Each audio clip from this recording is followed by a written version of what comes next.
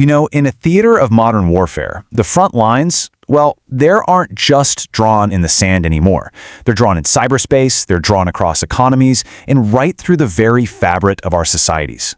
Today, we're going inside a complex geopolitical battlefield to really break down a new kind of war, one where the loudest battles might not be the most decisive ones at all. So the real question isn't who's winning, it's who can no longer afford to keep fighting.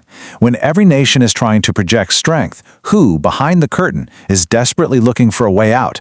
Well, the answer, according to our source material, might just be the last one you'd ever expect. Okay, so our analysis kicks off with a pretty startling claim. While the world is glued to missile strikes and naval fleets on the move, the biggest push for peace isn't coming from the usual players. The source material for this explainer alleges there's a covert and frankly urgent push for a ceasefire happening right now, driven by sheer desperation. And there it is. That's the core assertion. Not Iran, not its regional allies, but Israel itself is being pointed to as the party with the most to lose if this conflict drags on. Now, this claim is built on one central idea, that the nation is facing a catastrophic internal collapse, far away from the international cameras. So, why this alleged desperation? Well, the source doesn't just point to one single problem. It points to a crisis on multiple fronts. A war that's being fought not against an external enemy, but against itself, on societal, military, economic, and political grounds. And the evidence laid out, it paints a really grim picture. All right, first up, the societal front. According to a Tel Aviv University study cited in the source, the country is seeing a massive brain drain. We're talking more than 200,000 citizens, including doctors and other highly skilled professionals who have already packed up and left since the conflict ramped up. The fundamental promise of security, it seems, has been broken, and its people, well, they're voting with their feet. Now, this is where it gets really interesting, the military dimension. The source claims the Israeli Defense Forces are up against an unprecedented refusal crisis. An estimated 100,000 reservists have allegedly refused the call to duty. You combine that with troop fatigue from nonstop operations and existing manpower shortages, and you're looking at a military that could be nearing its breaking point. And then, of course, there's the economy. The direct price tag for the war is estimated at over $57 billion, and it's climbing every day.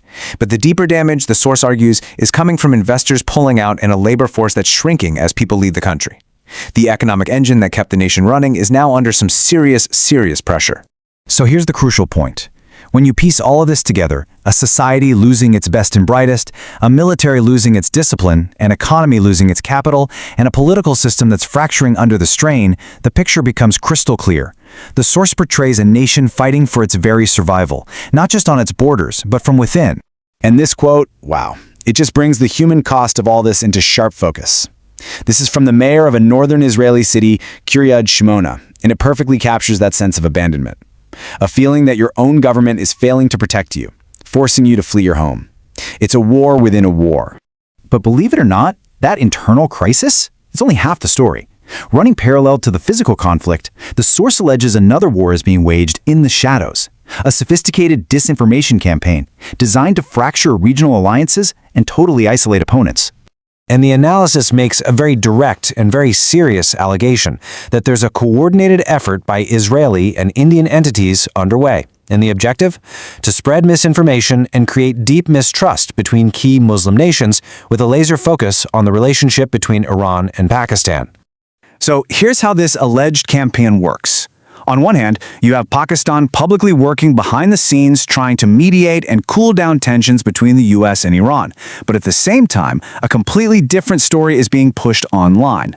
This false narrative paints Pakistan as a betrayer, secretly helping the US by letting American ships slip through strategic waters disguised with Pakistani flags.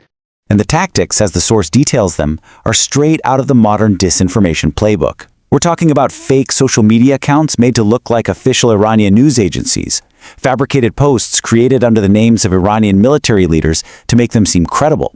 It's all designed to do one thing: inject poison into the Iran-Pakistan relationship, with Indian media outlets allegedly amplifying these false claims to a wider audience.